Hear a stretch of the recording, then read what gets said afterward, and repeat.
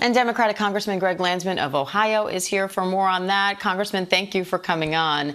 You say Democrats just want a budget with health care, but Congress isn't voting on a budget right now. These are just continuing resolutions to keep the government open until Congress can pass a budget. So why not reopen the government and then negotiate health care in the budget?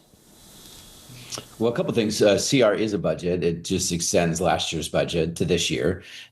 Two, they wouldn't negotiate with Democrats before the shutdown. They won't negotiate with Democrats during the shutdown. The American people know that they have no intention of negotiating on these healthcare cuts. And the challenge is it's urgent. I mean, these cuts are happening right now.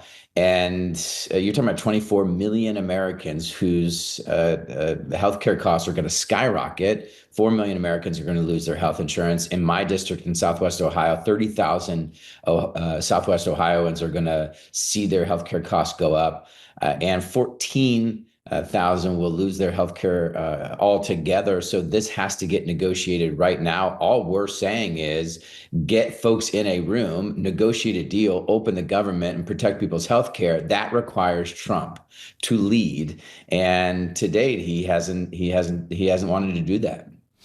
You put this shutdown squarely on President Trump. You say he has to solve this problem. Are Democrats offering Republicans anything in return for reversing Medicaid cuts and extending Obamacare subsidies?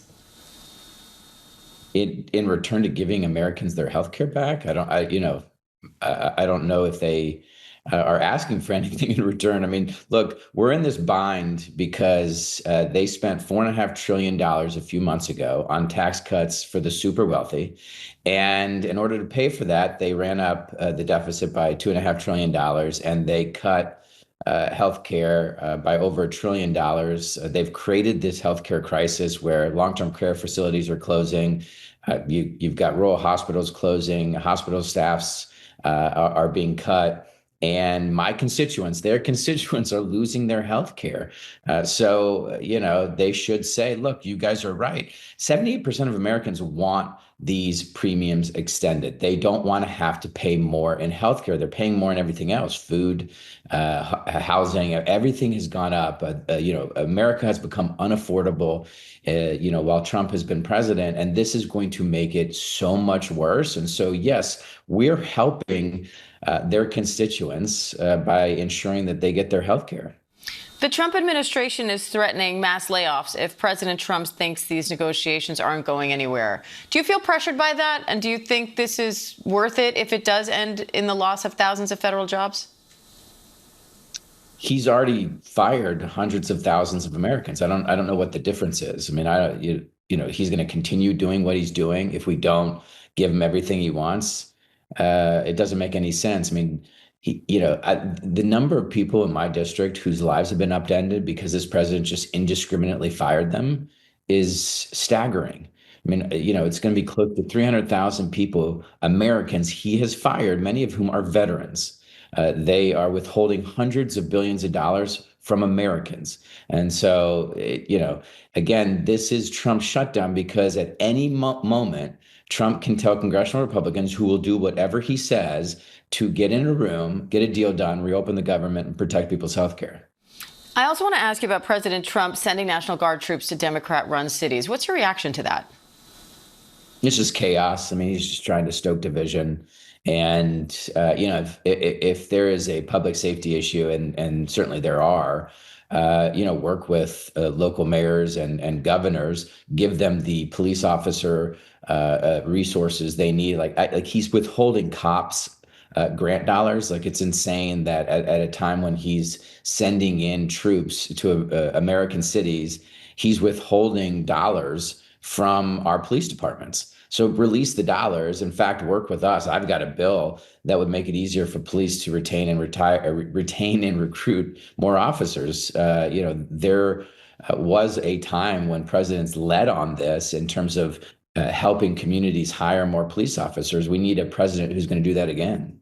Your district includes parts of Cincinnati, and crime there became a major national topic this summer. Do you worry something like this could happen in your district? That they send troops. Yeah, I mean, I think this is the challenge in America right now with Trump, which is that he'll send troops wherever if he thinks it's good TV. It's not about public safety. It's about TV and getting the American people to think about something else other than the fact that their healthcare premiums, for example, are about to skyrocket because he doesn't want to deal with it. He wants to protect these tax cuts for the super wealthy. So, look, we've got good leadership here. We're really serious about public safety. We'll work with anybody. If there are additional resources, great. Let's just work together. That's not what he does. Is there more state or local leaders should be doing as well to prevent this crime and prevent this talking point in general? Yeah, I'm always a big believer that you always got to do more when it comes to core services. I was at City Hall for years, and we invested heavily in police and fire and sanitation. So the idea that there isn't more to do is absurd. You always can do more, but they've done a good job of working with state and federal law enforcement to make sure that everyone is where they need to be. What you don't want is what you're seeing in Chicago or Portland and the other places where folks come in and there's no coordination, there's no chain of command, and then it's just chaos and people get hurt, including officers. It's terrible. I don't know why he's doing it. All right, Democratic Congressman Greg Landsman of Ohio, we appreciate your time today, sir. Thank you.